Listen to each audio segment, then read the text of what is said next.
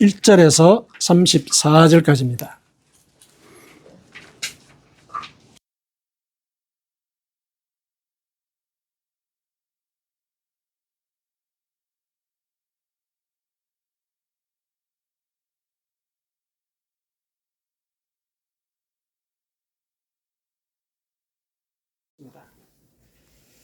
그러므로 염려하여 이르기를 무엇을 먹을까 무엇을 마실까 무엇을 입을까 염려하지 말라.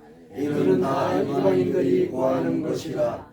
너희 하늘 아버지께서 이 모든 것이 너희에게 있어야 할 줄을 아시느니라.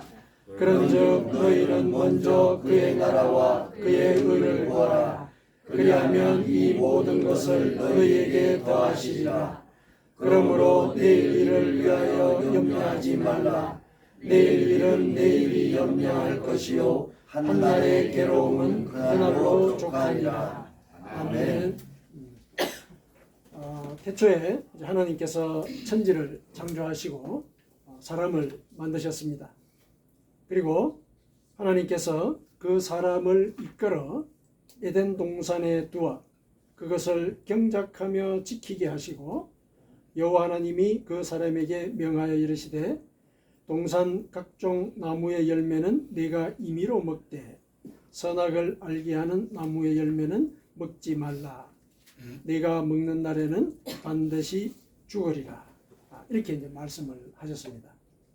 창세기에 나온 이 말씀을 길게 인용한 것은 태초부터 하나님께서 우리에게 삶의 원리를 일러주셨다 하는 그 사실을 우리가 오늘 본문을 통해서 확인하고자 이 창세기 서두의 말씀을 우리가 같이 나눠봤습니다. 이 창세기의 이 말씀은 우리가 익히 많이 알고 있죠. 많이 알고 있는 그런 내용인데 이 속에서 하나님께서 우리에게 하신 말씀이 이거죠. 그 속에서 우리가 할 수 있는 게 있고 할 수 없는 게 있다. 이거 일러주신 것이죠. 해서는 안 되는 일과 할 일, 이 두 가지를 일러주신 것이죠. 삶의 원리를 일러주셨다. 이렇게 보시면 됩니다. 오늘 본문도 삶의 원리와 관련되어 있는데 특히 오늘 본문은 하나님을 믿는 자들에 대한 그 삶의 원리에 관한 지혜의 말씀이죠. 하나님을 믿는 자라고 이제 우리가 전제한 것은 예수님께서 제자들을 상대로 이 말씀을 하셨죠. 물론 이후에 사람들이 몰려오기는 했지만은 그 사람들도 하나님의 말씀을 듣고자 온 사람들이니까 결국 하나님을 믿는 사람들에게 이 세상에서 어떻게 살아야 할 것인가 이 얘기를 하신 것이라고 이렇게 생각할 수가 있습니다. 그래서 이제 오늘 본문을 중심으로 해서 이제 우리가 이 땅을 살아갈 때 신앙인으로서 지켜야 될 그 삶의 원리가 뭘까 이걸 같이 한번 살펴보십시다.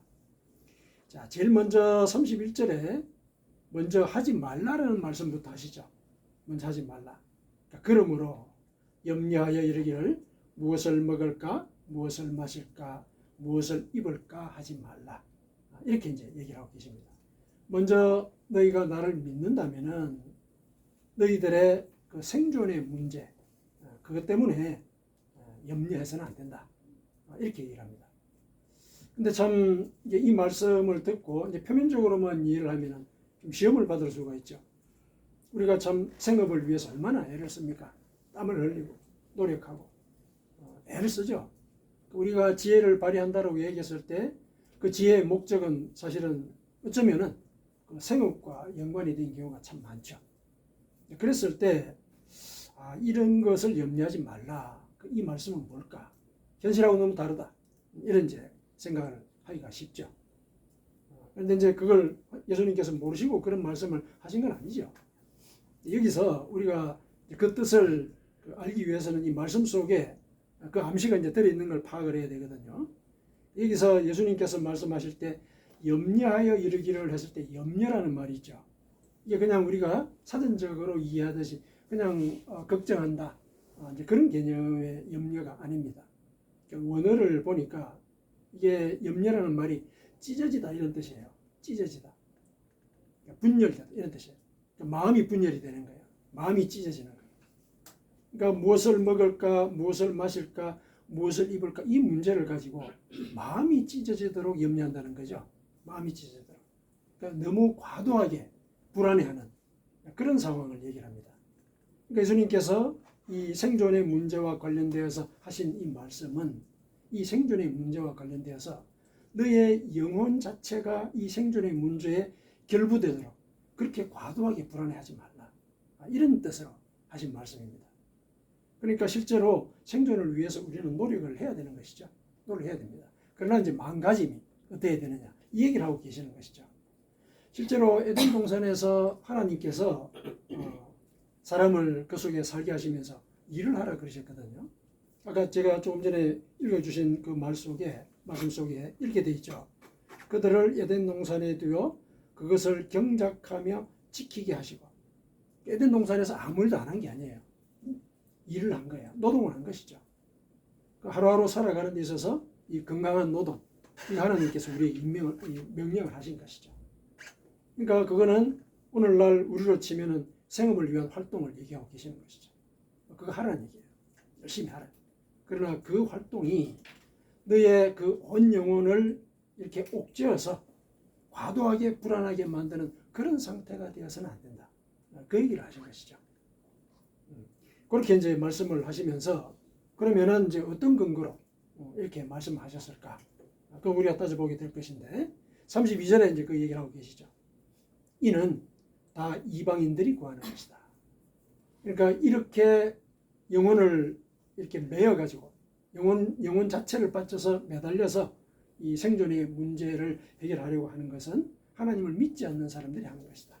세상 사람들. 하나님을 믿지 않기 때문에 실제로 생존의 문제 그렇게 불안해할 수밖에 없다. 이렇게 얘기를 하신 것이죠. 왜 그러냐? 너희 하늘 아버지께서 이 모든 것이 너희에게 있어야 할 줄을 아시기 때문에 그렇다. 그러니까 우리가 생존의 문제에 대해서 과도하게 불안해하지 말아야 될 이유는 첫 번째가 이거죠. 하나님이 내 사정을 알고 계신다는 얘기죠. 알고 계신다. 그러니까 이 믿음이 중요하다는 거예요. 하나님이 나를 알고 계시다. 그래서 내가 어떤 처지에 있는가 알고 계시다는 거. 알고 계시다는 그 마음을 갖고 이 생업의 활동에 종사하라. 이 얘기죠. 그러니까 예를 들어서 나의 사정을 하나님이 모르신다. 불안하죠. 내가 다 해결해야 되니까. 모든 것들 내가 다 해결해야 되는 것이죠. 불안할 수밖에 없죠. 한치 앞을 우리는 짐작할 수도 없는 그런 존재이기 때문에 불안하죠. 살아가는 것 자체가. 하지만 하나님이 알고 계신다. 이걸 믿어야 된다는 것이죠. 하나님이 내 처지를 알고 계신다. 자, 그러면 이제 우리는 그걸 믿지 않습니까? 자, 믿는데 하나님이 내 사정을 알고 계신단 말이죠. 믿습니다. 근데 사정이 나아지는 것 같지가 않거든요. 내 문제는 여전히 그대로 있고 해결 안 되는 부분들도 여전하고 또 내 생각대로 이 세상이 흘러갔으면 좋겠다. 그래서 나는 또 계획도 하고 그러는데 그 계획이 제대로 되지 않는단 말이죠. 이거는 또 어떻게 이해해야 될까? 하나님이 내가 뭘 원하고 계시는지 알고 계시다고 했는데 왜 내 마음속에 나의 계획은 하나님이 알고 계시다는 그 표시를 한 번도 이렇게 구현해 보이지 못할까? 이런 이제 고민을 할 수가 있죠. 실제로 그걸 하죠. 그러니까 이제 우리가 이 부분에 대해서는 뭐라고 답을 할 수가 없죠. 쉽게 예를 들어서 그 하나님의 섭리가 있다. 이렇게 얘기하는 것조차도 실은 우리의 예를 들면 능력을 벗어나는 일이에요. 그러니까 하나님께서 무슨 일을 하실 것이다. 물론 그거는 짐작은 하지만은 다른 사람이나 혹은 나 자신에 대해서 예를 들어서 내 인생이 앞으로 이렇게 될 것이고 하나님께서 얘기를 이루어 나가실 것이다. 이런 식의 판단을 하는가. 사실은 그조차도 조심을 해야 되죠. 물론 이제 믿음의 표현으로서 하나님께서 나를 인도하시고 내 사정을 아신다. 그걸 믿는 것은 가능하고 또 그렇게 해야 되지만은 그걸 가지고 예를 들어서 다른 사람에게 충고를 한다든지 이랬을 때 조심해야 되는 것이죠. 하나님의 뜻이 어디 있는지는 아무도 모릅니다. 다만 기도를 하는 것밖에 없는 것이죠. 그게 우리 인간의 실존적인 한계입니다. 하나님의 뜻을 알 수가 없죠. 그러나 하나님께서 어떻게 하라고 일러주신 부분은 있죠. 그걸 따라가는 것이죠. 그걸 따라가는 것이죠. 믿으라는 것이죠. 내가 너의 사정을 알고 있다. 알고 있다. 그걸 믿는 것이죠. 그럼 이제 그 믿는 과정 속에 우리는 기다리는 것이죠. 하나님의 뜻이 내 속에 이루어지도록 기다리는 것이죠. 그래서 그 기다리는 이제 그 과정이 우리에게 참 그 어려운 과정이고, 사실은 그 기다림 자체가 우리 믿음의 표현이죠. 하나님 우리가 믿지 않는다면은 우리가 기다릴 이유는 없죠. 내 능력을 다 동원을 해가지고 어떻게든 내 생업의 문제, 내 인생의 계획을 해결하려고 할 거니까. 그렇죠. 그게 인지상정이지 않습니까? 그런데 우리가 기다린다. 그 말은 하나님이 내 사정을 알고 계신다는 걸 내가 믿는다는 그 표시죠. 그 표시입니다. 그래서 우리가 이제 하나님의 뜻이 내 삶 속에서 이루어지기를 우리는 기다려야 합니다. 자, 기다리는 과정 속에 그럼 뭘 할 것이냐? 이게 이제 문제죠. 기다리는 과정 속에 뭘 할 것이냐? 사실 단순히 이제 기다린다고 얘기했을 때는 참 그 말도 이해하기가 좀 어려운 부분들이 있죠. 기다린다. 기다린다는 건 1차적으로 내가 이 행동으로 뭔가를 움직이는, 표현하는 그런 일이 없는 걸 전제를 한단 말이죠. 아무것도 안 해도 된다는 얘기인가? 그 기다림의 과정이라는 과연 무엇일까? 이런 것들을 우리가 좀 생각할 필요가 있죠. 근데 우리가 이제 많이 들어왔기도 했지만은 이 기다림이 그냥 수동적인 그 시간 보냄, 그건 아니죠. 사실 이것과 관련되어서 우리는 얼핏 떠올릴 수 있는 그 성경 속에 일화가 하나 있죠. 앞에 이제 홍해가 버티고 있고 뒤에는 그 애국 군대가 죽음의 사신처럼 막 달려오잖아요. 그러니까 그 홍해 바닷가에서 이스라엘 백성들은 안절부절 못하죠. 어떻게 할 수 있는 방법이 없어요. 사실은 기다릴 수밖에 없는데 기다림에 대한 생각조차 없죠. 얼마나 불안하겠어요. 얼마나 불안하겠습니까? 이제는 죽었다. 그 생각이죠. 근데 모세를 통해서 들려주신 하나님 말씀이 뭡니까? 가만히 있으라. 이 얘기죠. 가만히 있으라. 그 뭡니까? 기다리라는 얘기죠. 근데 이 가만히 있으라는 그 말을 우리가 그 상황에서 생각해 볼 때, 물론 인간적으로 할 수 있는 일이 없어서 가만히 있을 수밖에 없지만은, 과연 저 상황에서 가만히 있는다는 게 무슨 의미일까? 참 어려운 상황이죠. 우리가 그 상황에 처했다고 했을 때, 저때 가만히 있는다는 게 뭘까? 이거는 이 난공불락이죠. 예를 들면은 진퇴양난이죠. 진퇴양난. 꼼짝없이 그 자리에서 죽게 되어 있는 그런 상황이거든요. 어떻게 해야 되나?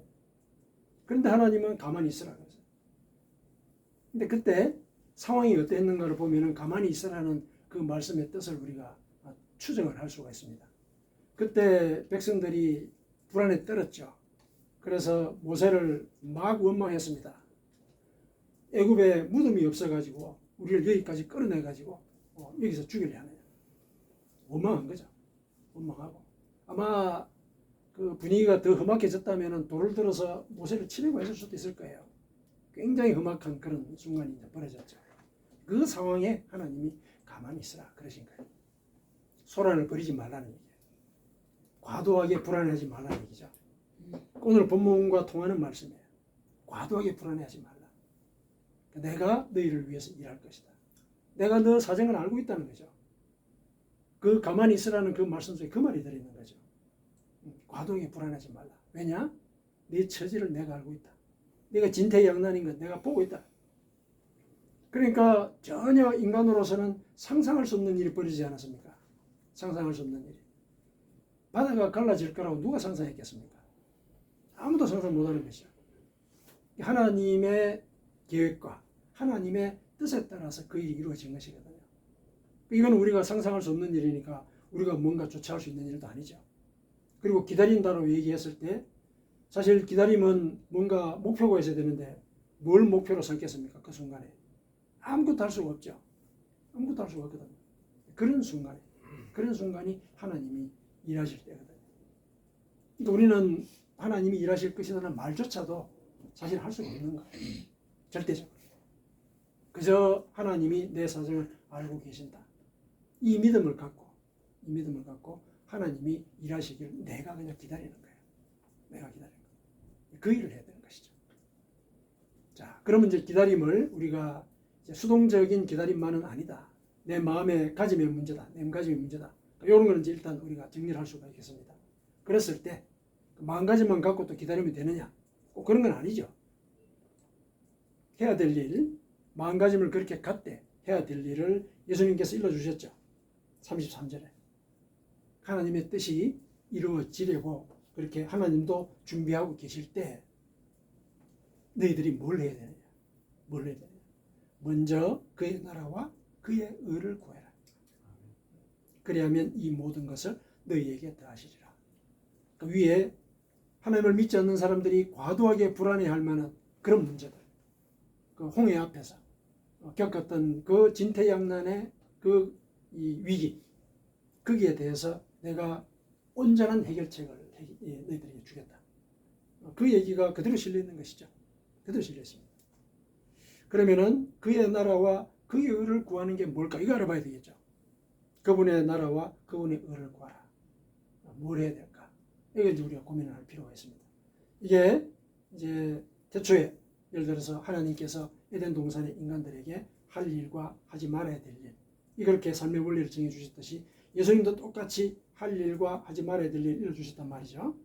일러주셨을 때 하지 말아야 될 거는 과도하게 불안하지 마라. 그 상황에 대해서, 현재 너희들이 처한 상황에 대해서. 그 다음에 해야 될 거는 뭐냐? 하나님의 역사를 기다리면서 그분의 나라와 그분의 의를 구해야 된다. 자, 그렇습니다. 그렇게 원리를 일러주셨어요. 그러면 그분의 나라와 그분의 의를 구하는 게 뭘까? 이거 우리가 따져봐야 되죠. 그분의 나라, 천국을 얘기하는 것이죠. 천국을 얘기합니다. 천국을 바라보는 삶을 살아야 된다, 이 얘기죠. 근데 예수님께서 이 서기관들과 바리새인들과 둘러싸여가지고 이 얘기를 하시는 중에 천국이 언제 임하십니까? 이런 질문을 들었잖아요. 그랬을 때 예수님께서 얘기를 하셨습니다. 천국은 여기 있다, 저기 있다 할 수 있는 게 아니다.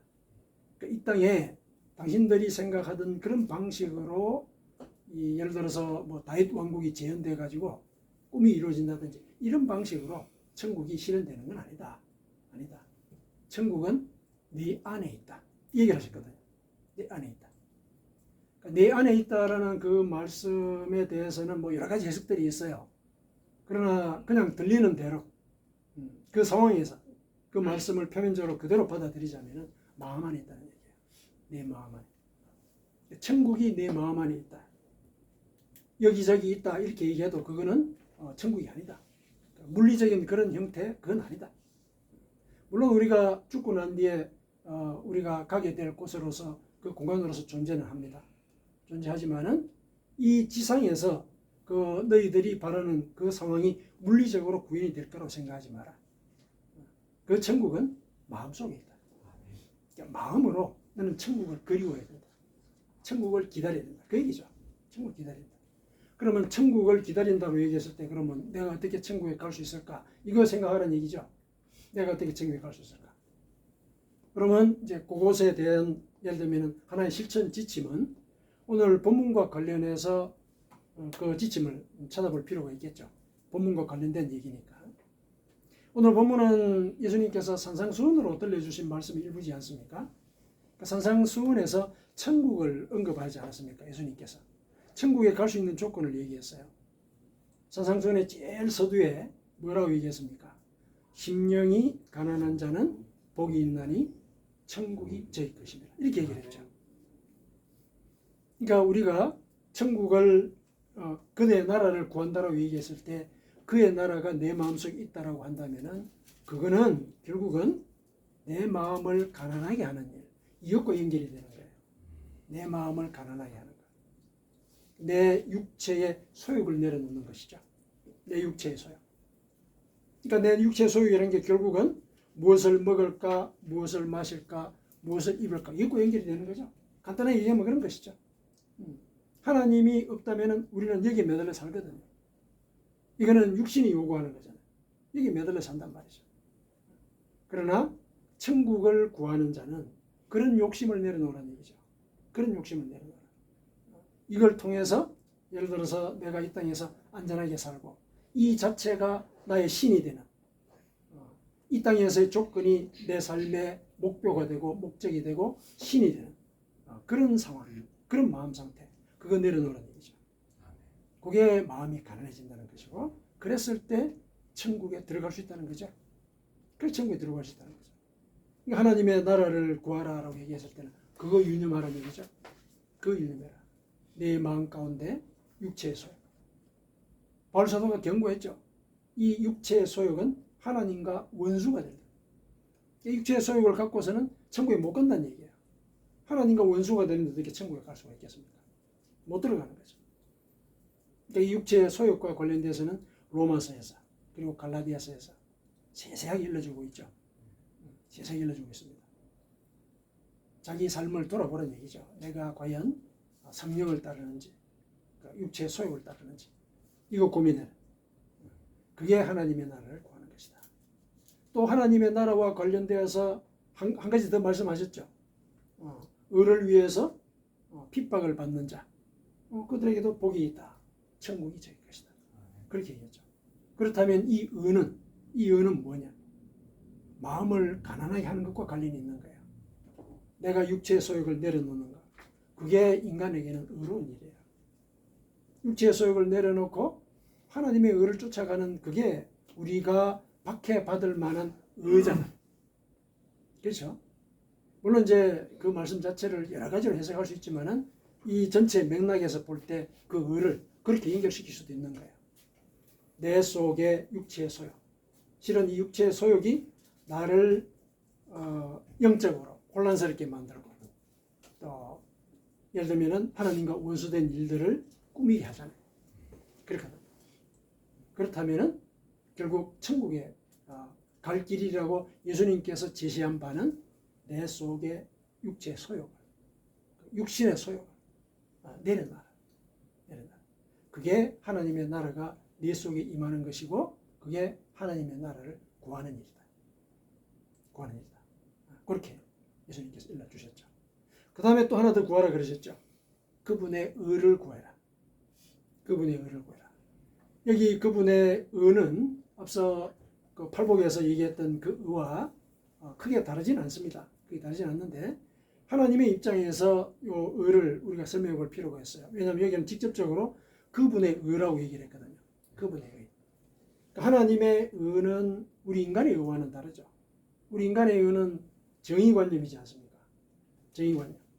잘못하면은 처벌하고, 나한테 해를 끼치면은 복수하고, 이 정의관념이지 않습니까? 이 정의관념이 인간의 의라면은 하나님의 의는 그것과는 다르죠. 하나님의 의를 바울 사도가 그랬죠. 아직 죄인 되었을 때 우리를 위하여 생명을 바치시고, 이렇게 나오지 않습니까? 죄인을 위해서 목숨을 바친다. 인간 세상에서는 있을 수 없는 일이죠. 근데 그 과정을 통해서 하나님은 당신이 의로운 존재라는 걸 우리에게 증명을 하셨죠. 인간이 범접할 수 없는 그런 범주의 의를 갖고 계시는 거죠. 아직 예를 들면 의로움의 자리에 나오지도 못한 그런 죄인인데, 그 죄인을 위해서 하나님이 목숨을 바치셨다. 목숨을 바치셨다. 그거는 당신이 구원을 위한 이런 결정을 내리는 그 과정에 당신이 생명을 걸었고, 생명을 걸었다는 것은 이거는 당신이 말씀하신 바, 태초에 말씀하신 바, 그 약속을 생명을 바쳐서 지키겠다는 그 약속을 실현하신 일이거든요.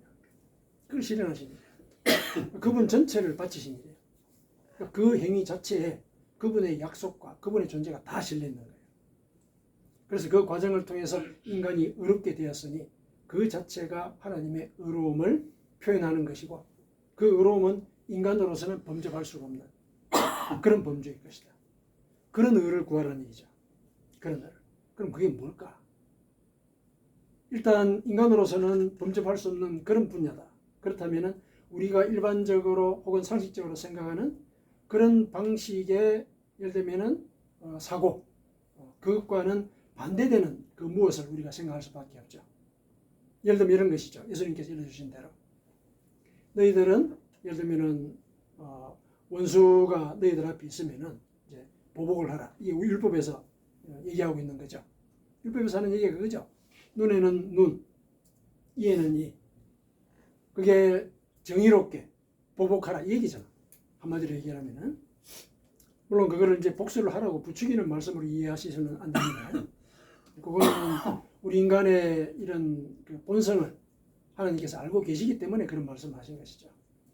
우리가 예를 들어서 사람들하고 얘기를 하다가 뺨을 한 대 맞으면 뺨 한 대만 때립니까? 보복을 하려고?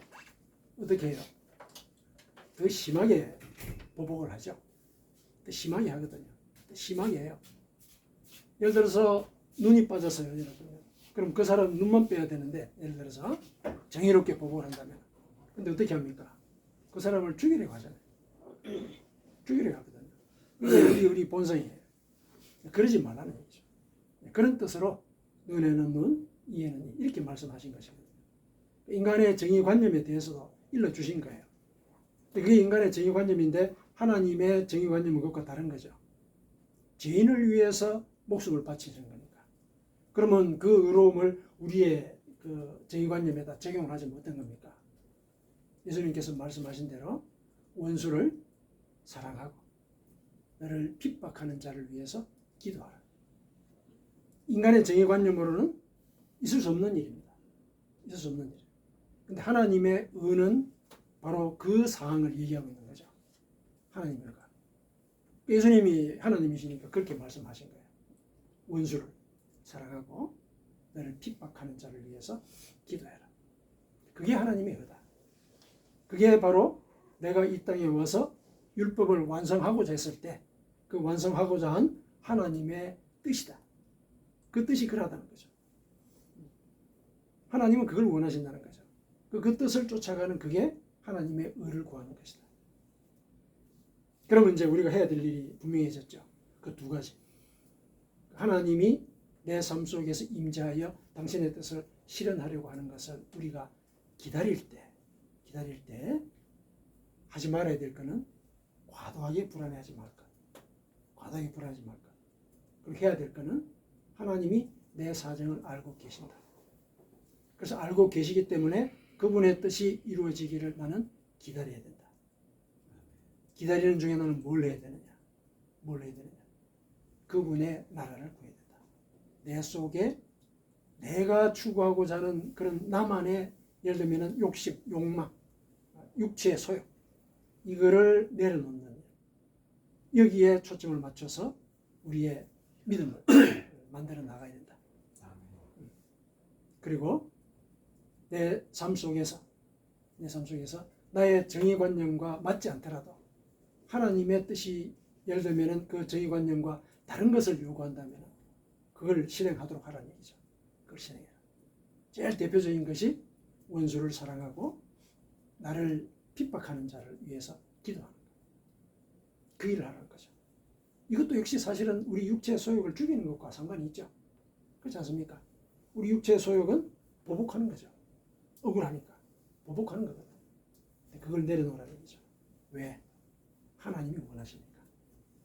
이유 설명이 없어요. 하나님이 원하시니까. 하나님이 원하시는 그 뜻을 실현하는 그 상태가 내 속에 천국이 임한 거거든. 그러니까 하나님의 말씀을 지키면 이 두 가지를 실은 다 이룰 수가 있는 거예요. 다 이룰 수가 있는 것이죠. 그 일을 하라는 것이죠. 그 일을 하라. 그래서 우리가 이 일을 할 때 이 모든 것을 너희에게 더하실 것이다. 하나님의 약속입니다. 그래서 다시 한 번 더 부연하시죠. 34절에 그러므로 내일 일을 위하여 염려하지 마라. 과도하게 불안해하지 마라. 내일에 대해서. 실은 내일을 우리는 모르잖아요. 모르는데 우리가 불안해하는 거예요. 모르는데. 그 사실을 우리가 한번 생각해 보면은 불안할 이유가 없어요. 근데 불안해하죠. 그게 인간인 거죠. 그게 인간이에요. 그래서 하나님이 내 삶을 알고 계신다. 내 처지를 알고 계신다. 이거 믿는 게 굉장히 중요한 거예요. 굉장히 중요하죠. 그럴 때 우리가 내일 일을 염려하지 않게 됩니다. 더군다나 이렇게 또 얘기를 하시죠. 내일 일은 내일이 염려할 것이요. 그러니까 내일을 네가 염려하지 말라 이렇게 얘기 안 하시고 내일 일은 내일이 염려할 것이다. 이렇게 얘기하죠. 상관없다는 얘기예요. 우리가 염려한다고 해서 내일이 바뀌지 않는다는 얘기예요. 그러니까 내일은 내일한테 맡겨놔라. 얘기죠. 내일은 내일한테 맡겨놔라. 염려해가지고 예를 들어서 염려한다고 해서 머리털 한 가락이라도 희게 할 수 있느냐? 얘기죠. 그러니까 내일은 하나님께 맡겨라 이런 얘기죠. 아멘. 하나님께 맡겨라. 그래서 한날 괴로움은 그날로 족하다. 그래서 오늘 내가 하나님의 나라와 그분의 의를 구하려고 하는 그 노력, 그 과정이 힘들죠. 괴롭죠. 내 육체 소욕을 내려놔야 되니까. 근데 거기에 집중해라. 거기에 집중해라. 그게 모든 것들을 해결하는 그 하나님의 역사를 보게 하는 그런 길이다. 이렇게 일러주고 계신 것이죠. 예수님께서 산상수훈을 들려주셨을 때는 회개하라 천국이 가까이 왔느니라 이 말씀을 하시고 난 뒤에 산상수훈을 하셨죠. 산에서 설교하셨죠. 그게 뭡니까? 결국은 산상수훈의 큰 요지는 회개한 자가 이렇게 살아야 한다. 그게 넣어주신 거거든요. 너희들이 하나님을 믿고 회개한 자라면 이렇게 살아야 해. 그게 산상수훈에 나와 있는 내용이거든요. 그래서 우리는 이 산상수훈의 말씀을 수시로 묵상을 하면서 내가 하루를 어떻게 살고 있는가를 견주어 보는 하나의 거울로서 이 말씀을 우리가 생각을 해야 돼요. 그게 천국에 가는 길이니까요. 내가 회개한 자라면은 사실은 산상수훈에 나오는 말씀대로 살아야 되는 거예요. 살아야 되는 것이죠. 그게 처음에 예수님께서 선포하신 대로 그게 천국에 가는 길이에요. 옆에 천국이 와 있다 그러지 않습니까? 와 있다면은 들어가야 되는데 들어가려면은 이 산상수훈에 있는 그 말씀대로 살아야 한다. 산상수훈은 율법의 정신을 율법 그 조항보다는 그보다도 더 넘어서 율법의 정신을 우리가 지키기를 원하는 거거든요. 율법의 정신이 그거죠. 하나님을 사랑하고 이웃을 사랑하는 거죠. 그것도 역시 하나님의 나라를 구하고 그분의 의를 구하는 것으로 우리가 큰 범주에서는 같은 의미로 이해를 할 수가 있습니다. 예수님께서 신앙인의 삶의 원리를 이렇게 일러주셨습니다. 우리에게 하시는 말씀이에요.